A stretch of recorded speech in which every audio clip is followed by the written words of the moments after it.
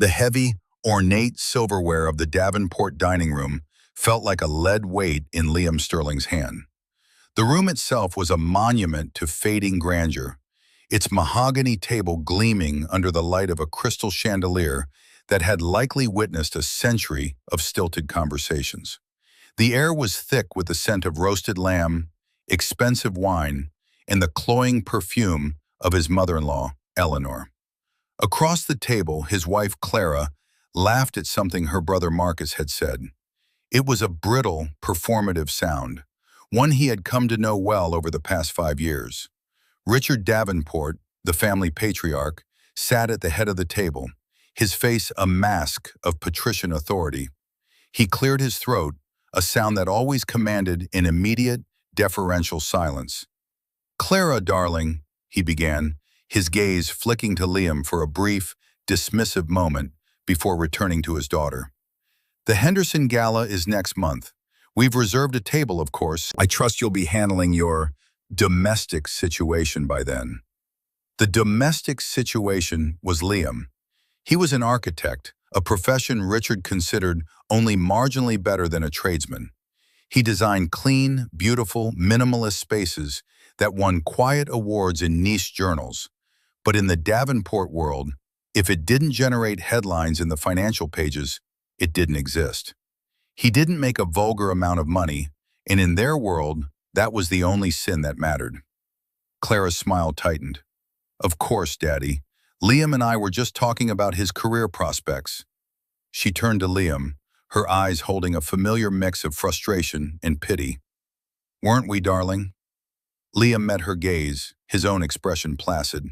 He knew this was a performance for her family, a way for her to signal that she was on their side, that she was actively trying to fix the embarrassment of her husband's modest success. "We were," he said, his voice calm and even. He took a slow sip of water. He never drank their wine. Marcus, smug and preening in a blazer that cost more than Liam's monthly grocery budget, leaned forward. "Look, Liam, there's no shame in admitting you've hit a ceiling. I was telling Dad we could probably find something for you at Davenport Industries.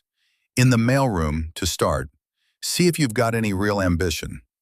Eleanor chimed in, her voice like the tinkle of ice in an empty glass.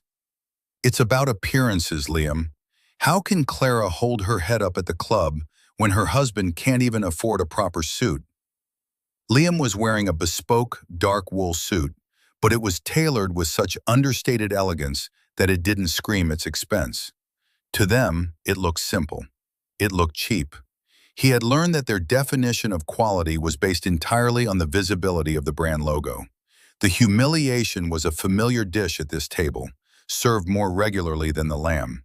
He had grown accustomed to the taste of it. For 5 years he had endured it, all for a single, powerful reason. He had wanted to be loved for who he was, not for what he had. He had wanted to find a partner who saw the man, not the balance sheet. He had constructed an identity for himself as Liam Sterling, the moderately successful architect. He had kept his other life, his real life, a secret locked away so tightly that not even the faintest whisper of it had ever escaped. Clara, in the beginning, had seemed like that person. But the pressure from her family, the insidious poison of their values, had slowly eroded the woman he thought he had married. The final, exquisite twist of the knife came after dessert. As they were preparing to leave, standing in the marble-floored entryway, under the disapproving gaze of a painted ancestor, Clara turned to him. "Oh, goodness," she said, her voice loud enough for her parents, lingering in the doorway of the drawing room, to hear. "I completely forgot to give you cash this week." She opened her designer handbag and pulled out her wallet. Liam felt a familiar, cold stillness settle over him. He knew what was coming. It was a ritual she had developed over the last year, a public display of his dependency on her family's wealth. "How much do you need for gas and lunches this week, darling?" she asked, her voice dripping with condescending sweetness. She fanned a small stack of bills. "Will 100 be enough? Or do you need to beg a little?" Her family watched, their faces alight with smug satisfaction. This was the proof they craved. that Liam was nothing without them, a charity case their precious daughter had mistakenly saddled herself with. Liam looked at Clara. He looked at the money in her hand. He looked at the triumphant smirk on Marcus's face and the cold disdain in Richard's eyes. He felt the smooth, worn leather of the portfolio he always carried, tucked under his arm. Inside it were not architectural drawings. Inside it was a single, laminated share certificate for a company called Orion Capital. It was worthless as a stock, a relic from the company's inception, but it was the symbol of everything he was. He was the O in Orion. He held out his hand. His voice when he spoke was quiet, almost a whisper, yet it cut through the charged silence of the grand entryway. "Yes," he said, his eyes locked on hers. "I suppose I do." Clara thought she was in control. Her family believed their position was unassailable. They didn't know that her husband, the man she was forcing to beg for gas money, was the silent, anonymous founder of Orion Capital, the most powerful and secretive hedge fund in the world. They didn't know he wasn't just a king in that world, he was the emperor. And they didn't know that this single act, this final petty humiliation, was the one that would bring their entire world crashing down. Within 7 days, their carefully constructed reality would be nothing but dust. I see you there. I know this story is making your blood boil a little bit. You're waiting for that moment of satisfaction, and I promise you, it's coming. If you're enjoying this, do me a favor and tap that like button. Let me know in the comments where you're watching from. I love seeing how far these stories travel. And make sure you're subscribed because you are not going to want to miss how this ends. Now let's get back to it. The drive home was a silent, suffocating affair. The sleek, dark interior of Clara's top-of-the-line German sedan, a gift from her father, felt like a cage. Liam sat in the passenger seat, the crisp $100 bill she had pressed into his hand, resting on his thigh like a brand. He stared out at the blur of city lights, but he wasn't seeing them. He was replaying the scene in the entryway, the glint in Richard's eyes, the condescending curve of Clara's lips. He had built a life on patience. In his world, the world of high-stakes finance he kept hidden, patience was the ultimate weapon. It was the difference between a billion-dollar gain and a catastrophic loss. You waited. You watched. You let your opponents overplay their hand, revealing their weaknesses, their arrogance, their greed. And then when the moment was perfect, you acted, decisively, finally. For 5 years, he had applied that same principle to his marriage. He had waited for Clara to see past the facade he had created. He'd met her at an art gallery opening, a rare night out for him. He just closed a deal that had reshaped the energy sector in Southeast Asia, a move that had netted his fund a 9-figure profit in a single afternoon. He felt disconnected, adrift in a sea of numbers and abstract strategies. He wanted something real. He had introduced himself as an architect, a passion he had pursued and was licensed in, but never practiced as a primary career. It was his anchor to the physical world, a love for structure and form that he found soothing. Clara had been a breath of fresh air. She was beautiful, intelligent, and seemed utterly uninterested in the chest-thumping displays of wealth that characterized her circle. She was charmed by his quiet passion for design, his talk of light and space and creating homes rather than houses. For the first year, it was idyllic. They lived in the minimalist apartment he had designed, a space that felt like a sanctuary from the noise of the city. He loved her, and he believed she loved him. Liam Sterling, the architect. The first cracks appeared when she introduced him to her family. The Davenports evaluated him like a stock, and they found his ticker wanting. Their initial politeness quickly curdled into a barely veiled contempt. Why didn't he drive a better car? Why didn't he have a membership at the right club? Why were his suits so plain? He watched as Clara began to absorb their criticisms. Slowly, almost imperceptibly at first, she started to echo their sentiments. His apartment was artistic, but not impressive. His quiet, thoughtful nature became a lack of ambition. Her suggestions for his career started to sound less like encouragement and more like ultimatums from her father. He had held on, hoping the woman he fell in love with was still in there, buried under the weight of her family's expectations. He told himself this was a test of his own principles. Could he maintain his integrity, his quiet dignity, in the face of their relentless pressure? Or would he give in, reveal his true self, and use his power to command the respect he could not earn from them? The thought was a temptation, a siren song that whispered to him during the long, silent dinners and the thinly veiled insults. But he resisted. To use his wealth as a cudgel would be to become just like them. But tonight something had shifted. The gas money incident wasn't the worst thing they had ever done, not by a long shot. It was the pettiness of it, the casual cruelty. It was the fact that Clara had orchestrated it, turning his dependence, a fiction he had created and she had willingly embraced, into a public spectacle for her family's amusement. It was no longer about testing him, it was about breaking him. He glanced over at her.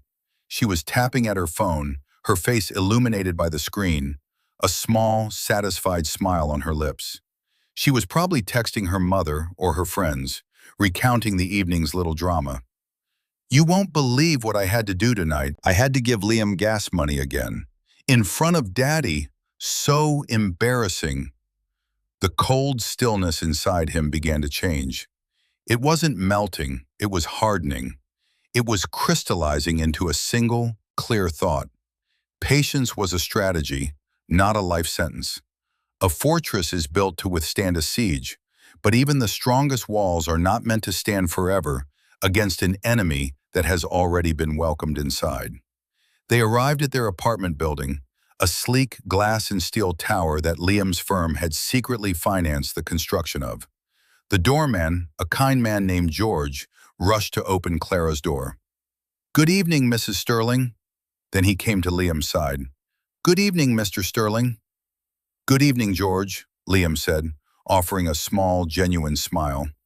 George was one of the few people who treated him with simple, human decency. Clara swept past them into the lobby, her heels clicking an impatient rhythm on the polished marble. "Are you coming, Liam? I have an early call." Liam paused, looking back at the city. "I'll be up in a minute," he said. "I need some air." She shrugged and disappeared into the elevator without a backward glance. Liam walked to the edge of the building's private plaza, a small oasis of green in the concrete canyon. He looked up at the building, at the single light on in their apartment on the 40th floor. He had designed that space to be a haven. It had become a cage. He reached into his jacket and pulled out his phone, not the simple, functional one Clara knew, but a second, encrypted device he kept for work. He scrolled to a single contact. Evelyn. He typed a short message. "The Davenport Protocol. Initiate." He paused for a moment, his thumb hovering over the send button. The Davenport Protocol was a contingency plan he had created 2 years ago, a file buried deep within Orion Capital's strategic archives. His COO, Evelyn Reed, was the only other person who knew of its existence. It was a comprehensive analysis of Davenport Industries and the entire network of their financial and social influence. It detailed their weaknesses, their over-leveraged assets, their precarious debts, and the shaky foundations upon which their house of cards was built. It was a defensive measure designed to protect his own assets from any blowback should his marriage implode. He had hoped he would never have to use it. Using it wasn't an act of revenge. He told himself this and believed it. It was an act of severance. It was a controlled demolition. He was not going to destroy them. He was simply going to remove the scaffolding of his own hidden support that was, unbeknownst to them, the only thing holding them up. His thumb pressed down. The message sent. A quiet chime from his phone a moment later confirmed its receipt. There was no reply from Evelyn. None was needed. The machine was now in motion. A chain of events had been set in motion that could not be stopped. He felt no triumph, no glee, only a profound, aching sadness, and the cold, clean certainty of a surgeon about to make a necessary, painful incision. He looked down at the $100 bill still clutched in his hand.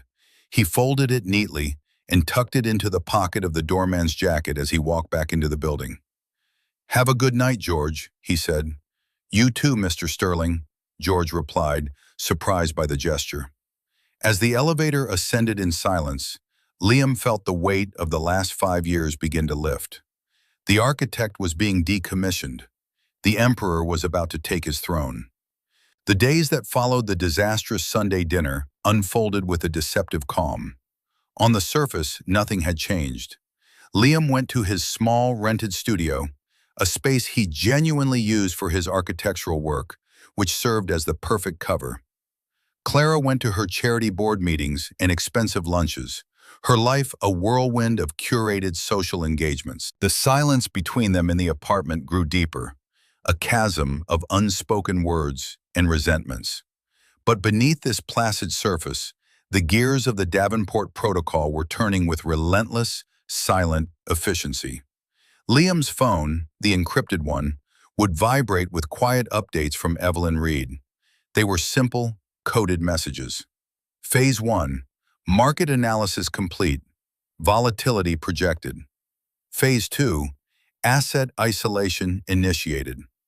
Phase 3, media background prepared.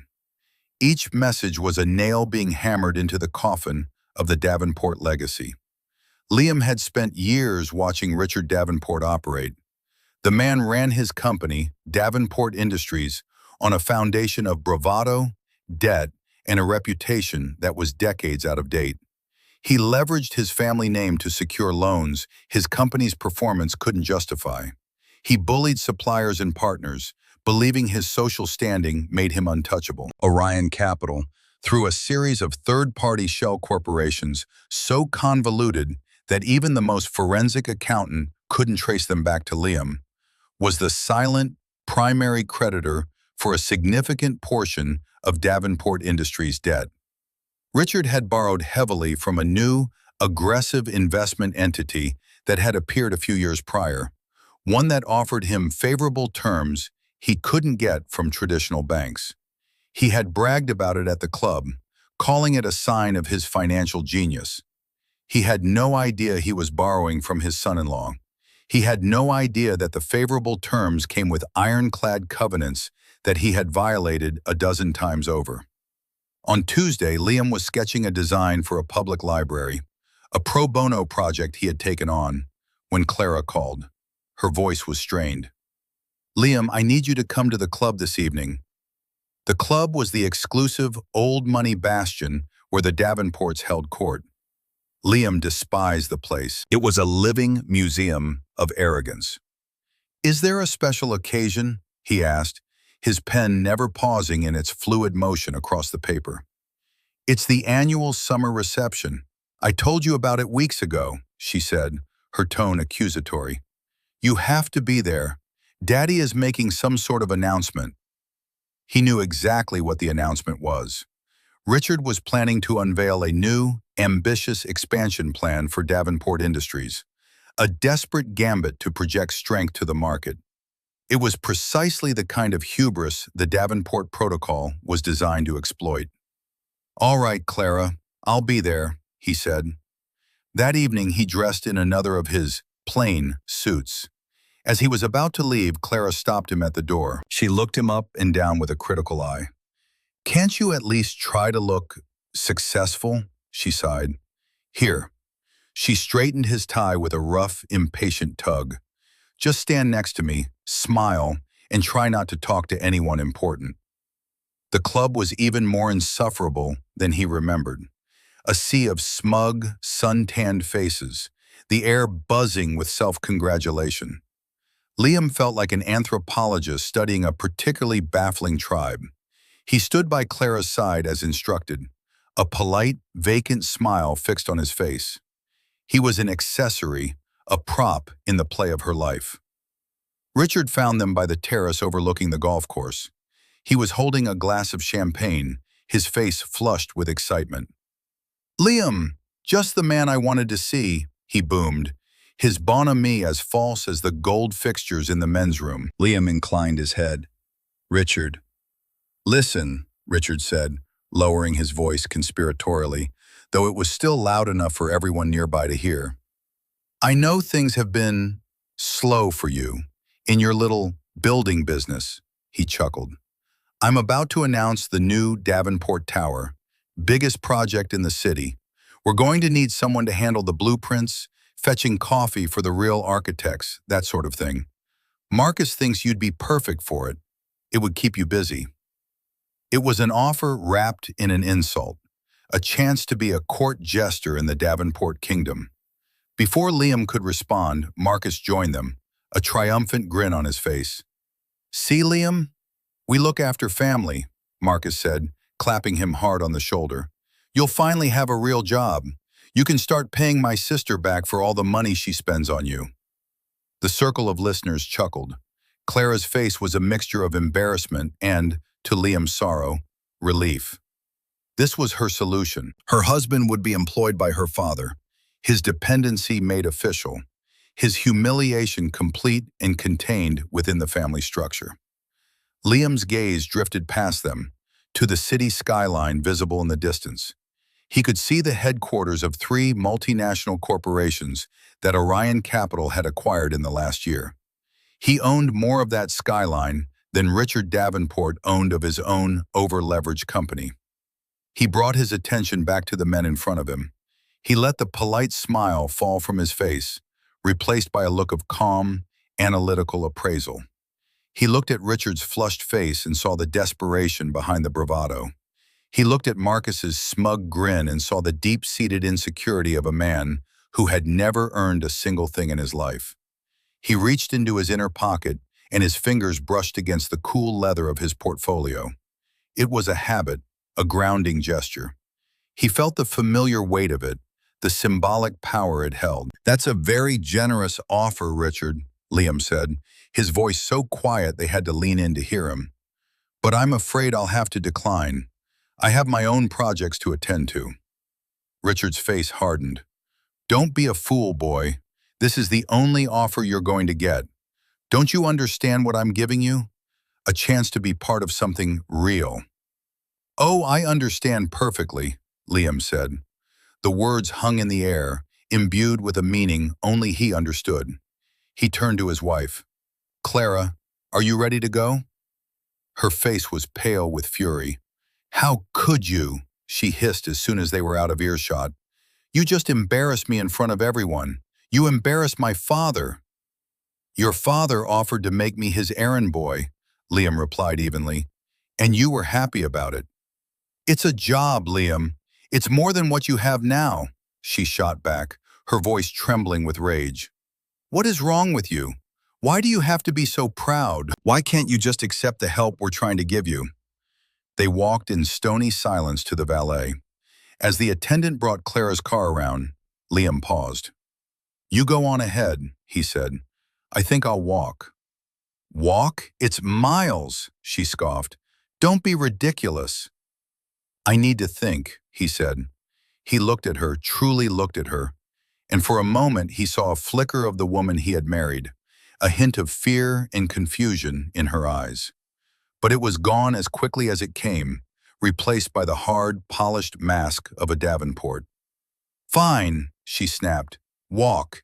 Maybe it will clear your head and you'll realize what a mistake you just made. She got into her car and sped off, leaving him standing alone in the circular driveway of the club. Liam did not walk home. He walked to the end of the long, tree-lined drive and waited. A moment later, a discreet black town car, indistinguishable from the hundreds of others that served the city's elite, pulled up. The rear door opened. He got in.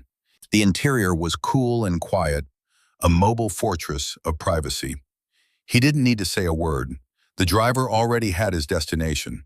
He pulled out his encrypted phone. A new message from Evelyn was waiting. Davenport Industries stock just closed down 7%.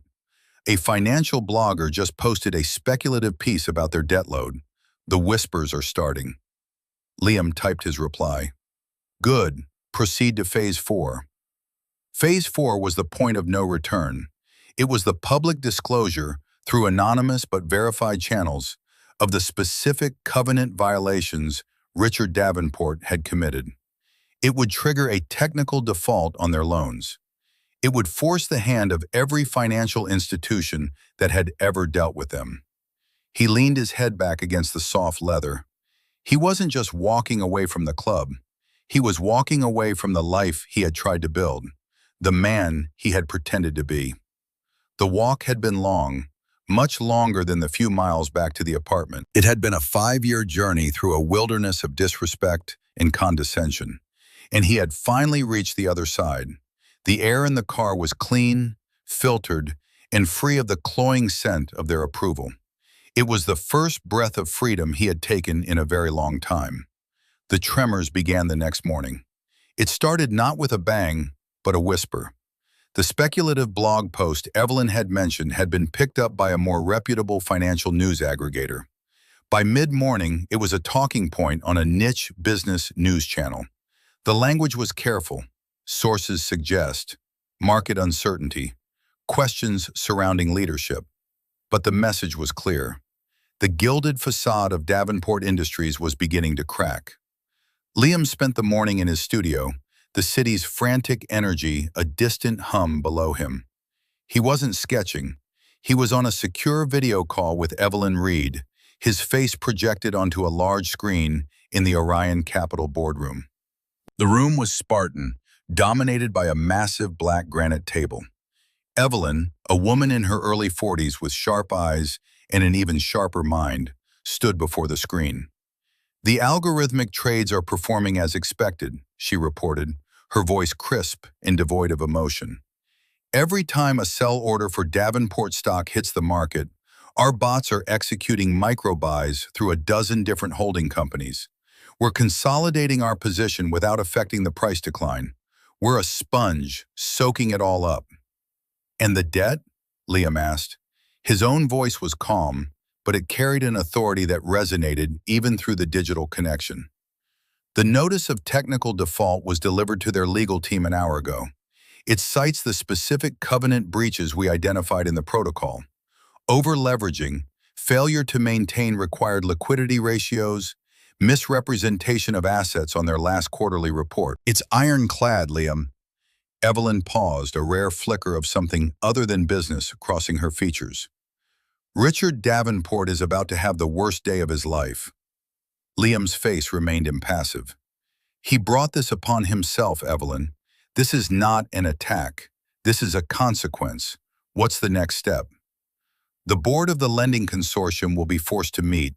As the majority stakeholder in that debt, we will dictate the terms.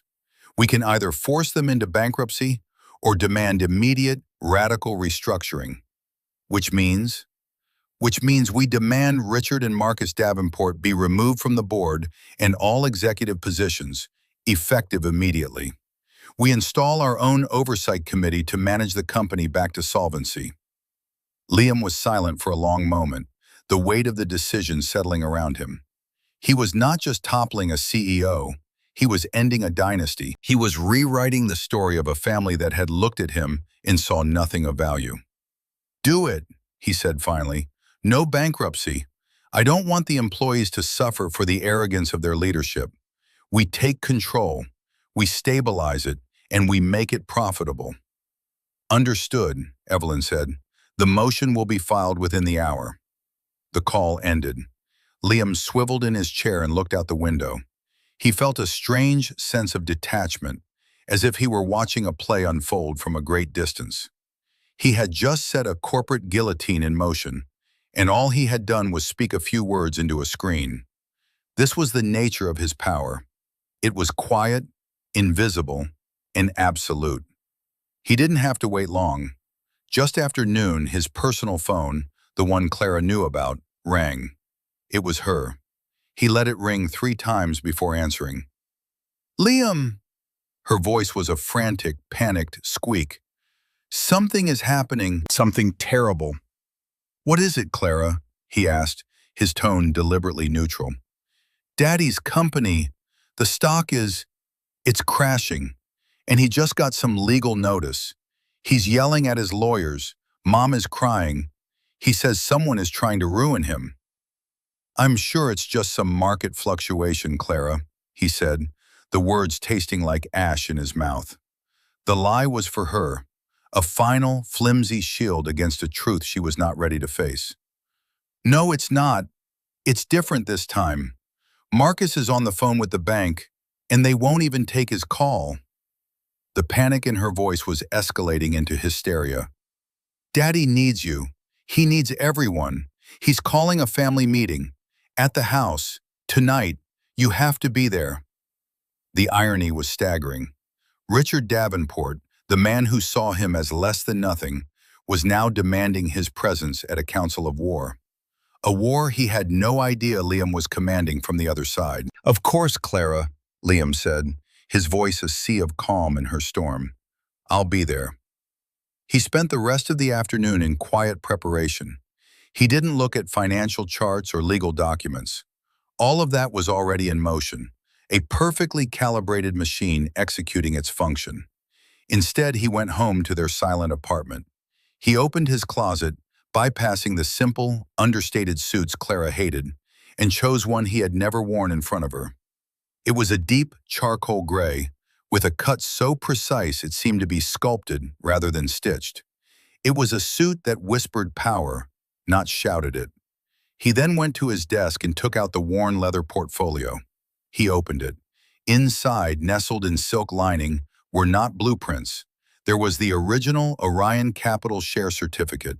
There was the deed to the building they were currently living in, a building he owned outright. And there was a single, folded sheet of paper. On it was a list. He had started it 3 years ago. A private ledger of hurts, a catalog of slights. The time Richard called my architectural award a cute little participation trophy. The time Eleanor suggested I use the service entrance at a family event. The time Marcus joked about my credit score in front of his friends. The time Clara returned the watch I saved for 6 months to buy her, exchanging it for something more appropriate. The list went on. Each entry was a small cut, a minor wound that he addressed with patience and dignity. But seeing them all together, they told a story of 1,000 cuts, a slow, sustained assault on his worth as a man. Tonight, he would read them their story. As he got ready to leave, he stood in the center of the living room he had designed. The clean lines, the open space, the way the late afternoon light fell across the polished concrete floors. It was all designed to create a sense of peace and order. He had built this sanctuary for a woman who could no longer see its beauty, who only saw what it lacked in ostentatious glitter. Clara arrived home in a flurry of anxiety, her face pale and her eyes red-rimmed. She didn't even notice his suit. "We have to go," she said, grabbing her purse. "Daddy is a wreck. I've never seen him like this." "We will," Liam said. He held up the leather portfolio. "I just need to bring my work." She shot at a look of pure contempt. "Really, Liam? Now? You're bringing your little drawings to a family crisis?" "They're not drawings," he said, his voice soft but firm. "And yes, I think they'll be very relevant to the discussion." She was too distraught to argue. She simply shook her head and hurried out the door. As he followed her, Liam felt the last vestiges of his old identity fall away. The architect, the humble husband, the man who absorbed insults with a patient smile, that man was gone. The man walking into the Davenport mansion tonight was Liam Sterling, founder of Orion Capital. He was not coming to this meeting as a son-in-law. He was coming as a creditor. And the debt he was there to collect had nothing to do with money. The Davenport mansion, which had always seemed so imposing and grand, now looked small and fragile to Liam. The proud stone lions flanking the entrance appeared to be grimacing, not roaring. Inside, the atmosphere was funereal. The usual air of arrogant confidence had been replaced by a thick, palpable dread. Eleanor, her face a mess of tear-streaked makeup, rushed to Clara and enveloped her in a hug, casting a venomous glare at Liam over her daughter's shoulder. Marcus was pacing the grand foyer, his phone pressed to his ear, his voice uncharacteristically high and pleading. "No, you don't understand, you have to. Listen to me, just listen." He slammed the phone down on a marble-top table. "They hung up on me. The junior vice president of receivables hung up on me." Richard Davenport was in his study, a room paneled in dark wood and lined with books he had never read. He was slumped in a leather armchair, a glass of whiskey in his trembling hand. He looked 10 years older than he had the previous night. The mask of command had shattered, revealing the terrified man beneath. "They know," he rasped as Liam and Clara entered the room. "They know about the loan from the Swiss account. They know the quarterly report was optimistic. Someone talked. Someone from the inside betrayed me." His bloodshot eyes scanned the room, landing on Liam with a flicker of suspicion, which he then dismissed. What could this useless mannequin possibly know of such things? "Daddy, what's happening?" Clara asked, her voice trembling. "It's a hostile takeover," Richard spat. "A corporate raid, some vulture fund, a consortium called Ethelred Acquisitions. Never even heard of them. They bought up our debt, and now they're calling it in. They're claiming we're in default. They want to strip the company for parts." Liam remained silent, standing near the door, his leather portfolio held loosely at his side. Ethelred Acquisitions was one of his favorite shell corporations, named after an Anglo-Saxon king known as the Unready. He had a fondness for historical irony. "But that's illegal, isn't it?" Clara asked, her understanding of business limited to the balance on her credit card statements. "It is if we fight it," Marcus declared, striding into the room with a burst of false bravado. "I told Dad, we get our lawyers, we get our PR team, we fight them in the press. We remind them who we are. We're the Davenports." Richard let out a hollow laugh. "Your lawyers aren't returning your calls, you idiot. Theirs have already filed injunctions. Our accounts are frozen. The Davenport name, it seems, is worth less than nothing today." The fight was gone from his voice, replaced by the hollow echo of defeat. This was the moment Liam had been waiting for. This was the absolute nadir, the point of maximum despair from which there could be no lower point. He had let them exhaust all their options, let them flail against the invisible walls he had constructed around them. He had let them, in their own words, reveal the utter bankruptcy of their power. He moved forward, his footsteps unnervingly quiet on the thick Persian rug. He placed his worn leather portfolio on the massive, polished surface of Richard's desk. The sound was a soft, definitive thud that drew all their eyes.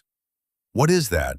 Richard sneered, his fear momentarily replaced by his habitual disdain for Liam. "Your plans for a new doghouse? Get that trash off my desk." "This is not trash, Richard," Liam said. His voice was different now. The quiet deference was gone, replaced by a steely, resonant authority that made them all sit up. It was the voice he used in his boardroom, a voice that commanded the attention of billionaires and heads of state. "This is your salvation, or your ruin. The choice is yours." Clara stared at him, a dawning confusion on her face. "Liam, what are you talking about? What are you doing?" Liam didn't look at her. His focus was entirely on Richard. "You say you were betrayed by someone on the inside? You're right, but you're looking in the wrong place." He opened the portfolio. He did not pull out financial statements or legal documents. Not yet.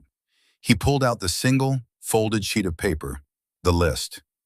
"Before we discuss business," Liam said, his voice calm and measured, "I think a bit of personal accounting is in order. A list of grievances, you might say, debts of a different kind that have been left unpaid for far too long." He unfolded the paper. The room was utterly silent, save for the frantic beating of their own hearts. They thought they were in a corporate crisis. They were about to discover they were in a court of judgment. And the man they had dismissed and humiliated for 5 years was the judge, jury, and executioner. "Let's start at the beginning," Liam said, his eyes scanning the first line. "On May 4th, 5 years ago, at our engagement party, Richard, you pulled me aside and offered me a check for $1 million to walk away and never see your daughter again. You told me a man of my limited prospects could never make her happy. Richard's face went pale, a blotchy, mottled white. He remembered the conversation, of course. He had been proud of it. Liam's gaze moved to Eleanor.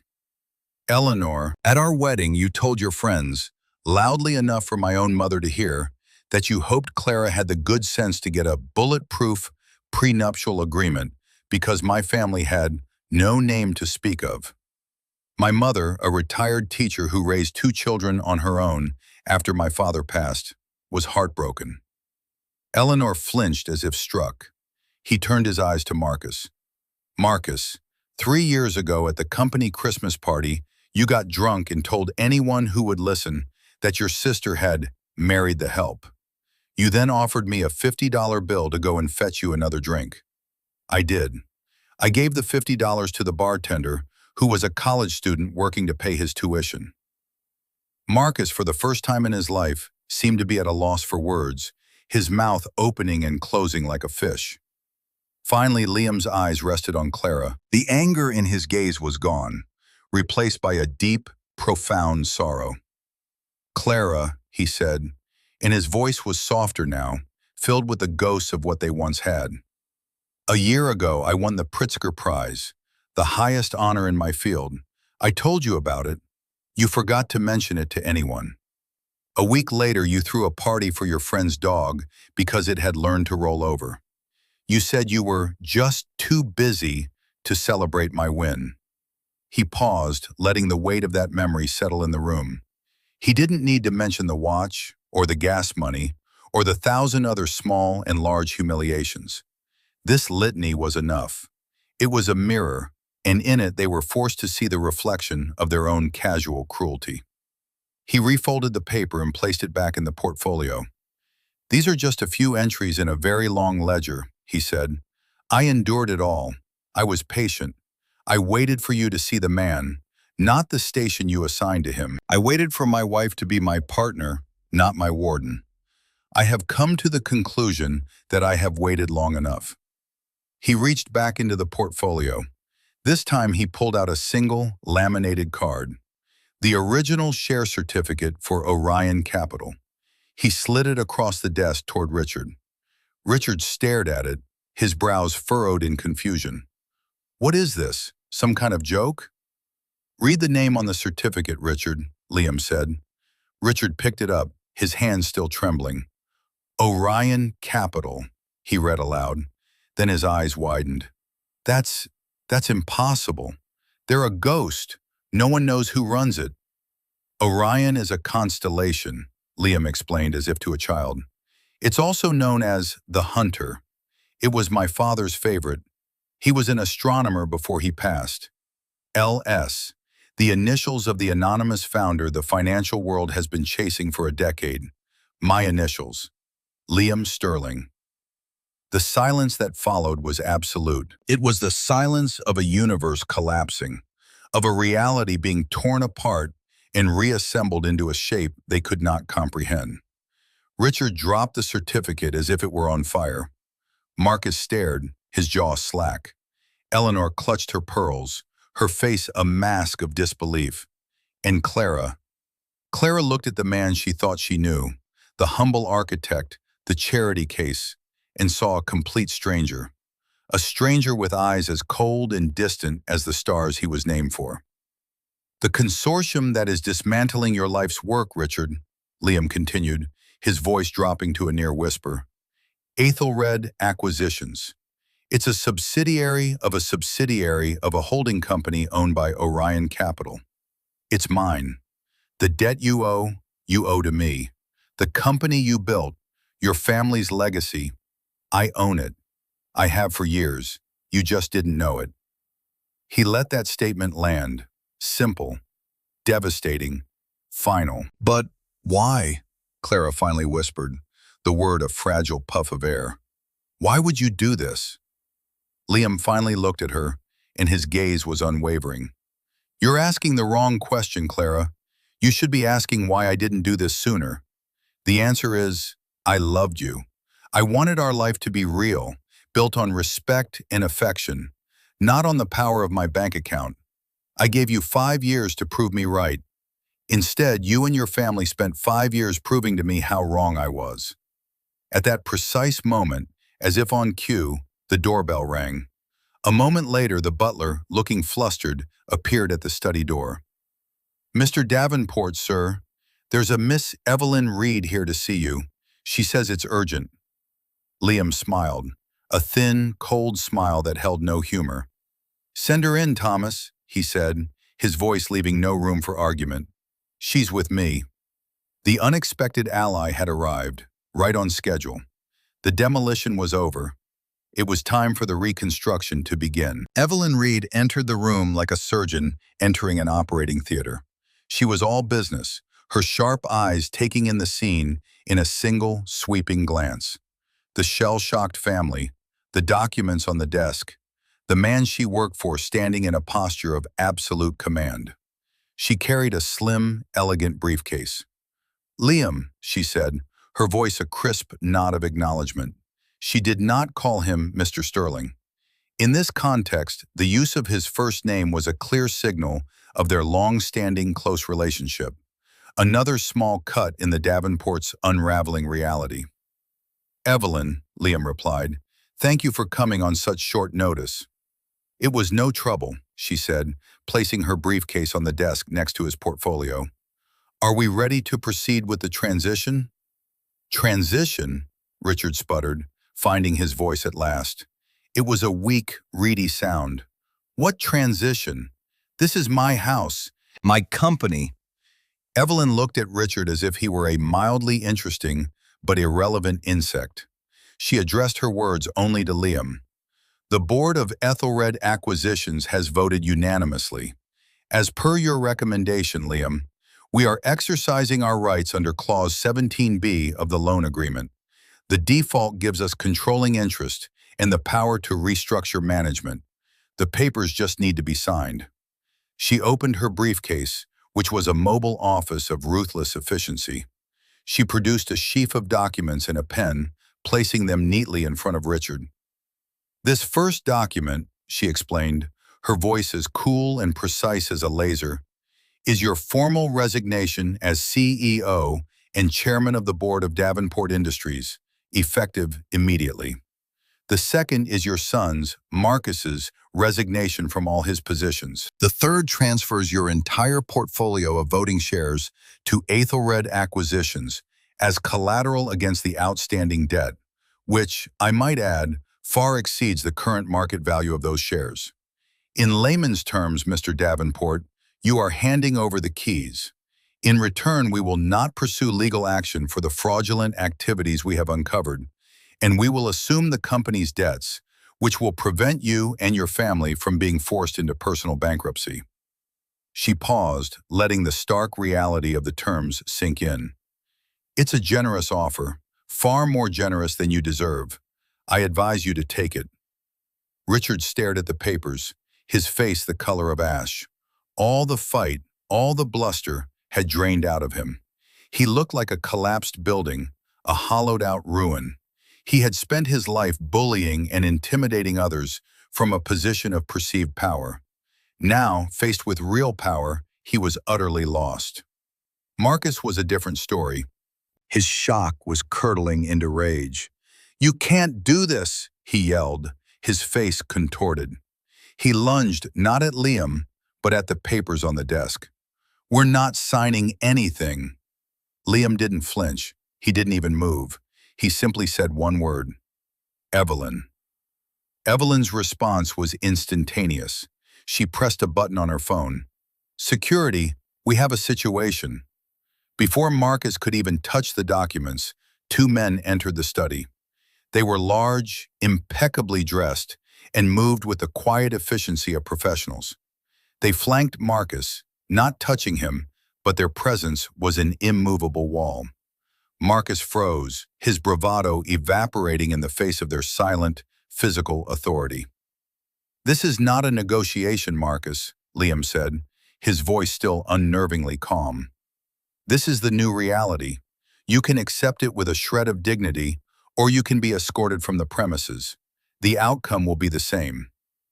All eyes turned to Clara. She stood frozen, caught in the crossfire between the family she knew and the husband she didn't. Her face was a canvas of warring emotions: disbelief, horror, betrayal, and a dawning, terrible understanding. "Liam, please," she whispered. It was a plea, but for what, she didn't seem to know. For him to stop? For him to turn back time? For this to be a nightmare from which she could awake? Liam looked at her, and for the first time the mask of cold authority cracked, revealing the deep well of pain beneath.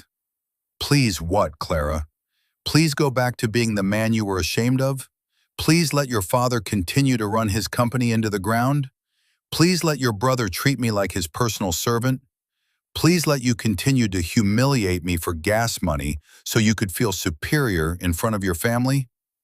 His voice rose with each question, not in anger, but in a tide of righteous indignation. "I gave you every chance to stand with me, to be my wife, my partner, but you chose them. You chose this hollow, gilded cage over a life of genuine partnership. You valued their opinion of me more than you valued me." He turned back to Richard. "Sign the papers, Richard. It's over." With a trembling hand, Richard Davenport picked up the pen. He looked at his son, whose face was a mask of impotent fury. He looked at his wife, who was weeping silently into a silk handkerchief. He looked at his daughter, whose world was being dismantled before her eyes. And then he looked at Liam, the quiet, unassuming man he had so thoroughly underestimated.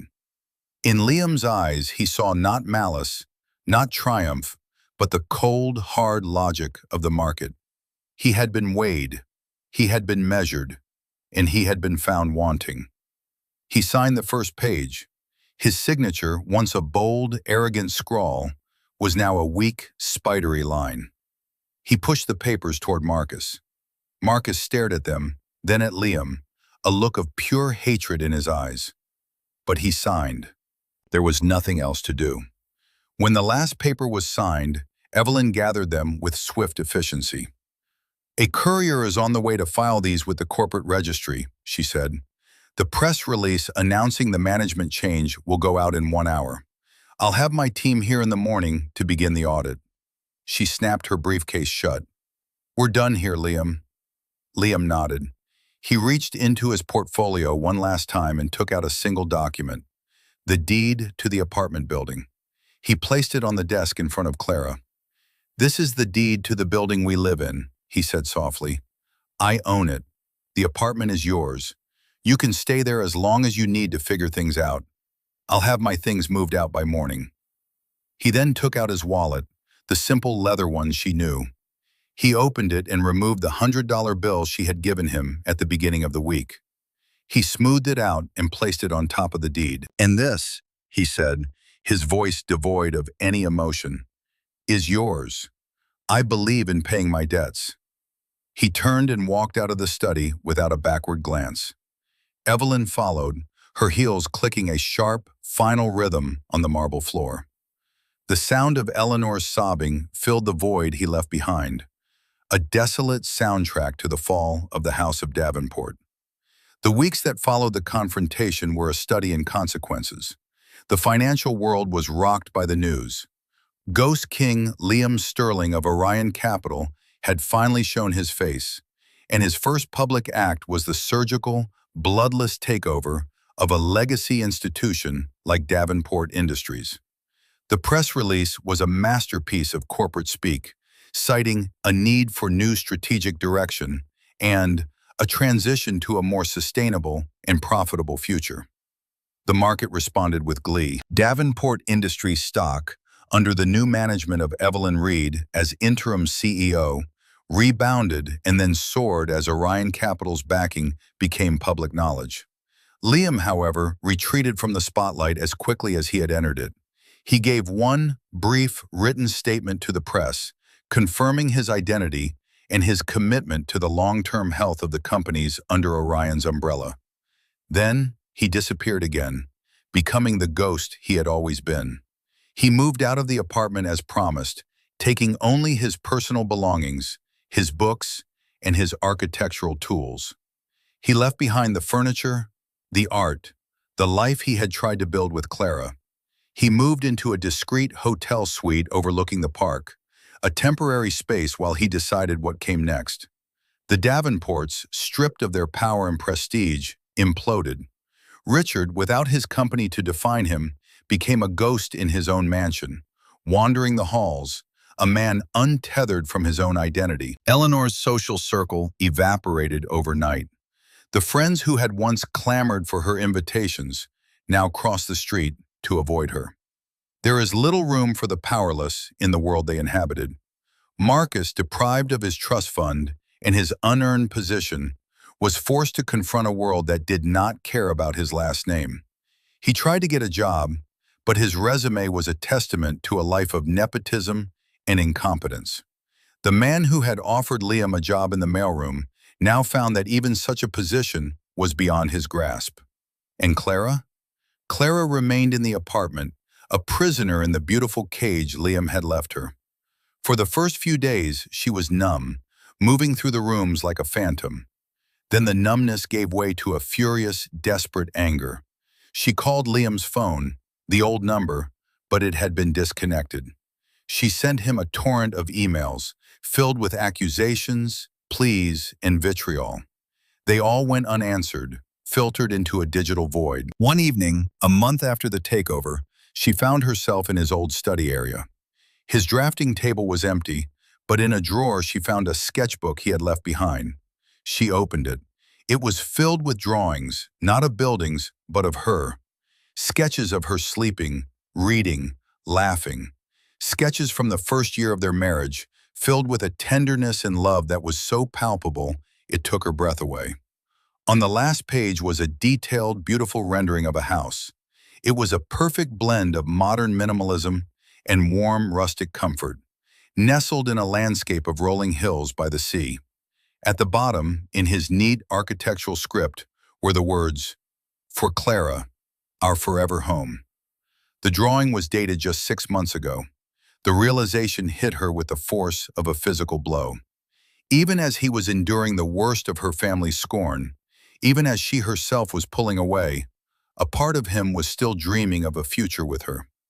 He hadn't been plotting revenge for years. He had been holding on. The Davenport Protocol wasn't an act of aggression. It was an act of final, desperate self-preservation, triggered only when he knew, for certain, that the dream was dead. The anger drained out of her, leaving behind an emptiness so vast it threatened to swallow her whole. She sank to the floor, the sketchbook clutched to her chest, and wept. She wept for the man she had lost, for the love she had so carelessly discarded, and for the woman she could have been if she had only had the courage to see past the shine of her family's tarnished gold. 2 months later, Liam was in his new office, a sun-drenched loft in a quieter part of the city. It was both the headquarters for his personal architectural firm and the command center for his vast financial empire. He had finally integrated the two parts of himself. The phone on his desk chimed. It was Evelyn. "A package just arrived for you," she said, "from a Clara Sterling." Liam was silent for a moment. "What is it?" "It's a legal document. She signed the divorce papers, uncontested. She's not asking for a thing, not a penny." Evelyn paused. "There's also a letter." "Read it to me," he said. Evelyn cleared her throat. "Liam," she read, "there are no words to express the depth of my regret. I am so sorry. I didn't just lose a wealthy husband. I lost the best man I have ever known. I hope one day you can find it in your heart not to forgive me. I don't deserve that, but to forget me. I am returning the only thing of yours I feel I have a right to. Be happy, Clara." "What did she return?" Liam asked, his voice thick with an emotion he couldn't name. "The sketchbook," Evelyn said softly, "and the $100 bill you left on her desk." Liam closed his eyes. It was not the ending he had wanted, but it was the ending that had to be. He had wanted a partner, not a dependent. He had wanted respect, not worship. By taking nothing, by asking for nothing, Clara had, in the end, shown the first flicker of the strength and integrity he had once believed she possessed. It was a painful, tragic irony. He opened his eyes and looked out the window. The city stretched out before him, a tapestry of glass and steel, of dreams and ambitions. He had mastered its financial heart, but his own heart was a different territory altogether. The experience had changed him. The desire for justice had been satisfied, but the victory felt hollow. He had maintained his moral high ground, but the peak was a lonely place. The real lesson, he realized, was not about the triumph of patience over arrogance. It was about the courage to be seen. He had hidden himself away, afraid of being valued for the wrong reasons, and in doing so, he had attracted someone who was incapable of valuing him for the right ones. True strength wasn't just about hidden power. It was about the vulnerability of showing your true self and trusting the world to see it. He picked up a pen and pulled a fresh sheet of paper toward him. He began to sketch. It wasn't a skyscraper or a corporate headquarters. It was a small house by the sea with large windows to let in the light. But this time he wasn't drawing it for anyone else. He was drawing it for himself. A place of peace, a place of new beginnings. The architect was finally designing his own home. And so, the story comes to a close. A story about wealth, power, and the true meaning of value. Liam got his justice, but he also learned a valuable lesson about himself. Clara and her family faced the consequences of their arrogance, but in her final act, Clara showed a glimmer of the person she might have become. It reminds us that true worth isn't in our bank accounts or our last names, but in how we treat the people around us, especially those we claim to love. What do you think? Was Liam right to do what he did? Or was his response too harsh? Let me know your thoughts in the comments below. I read every single one. If this story resonated with you, please give it a thumbs up and subscribe to the channel for more stories like this one. Thank you for being here, and we'll see you in the next one.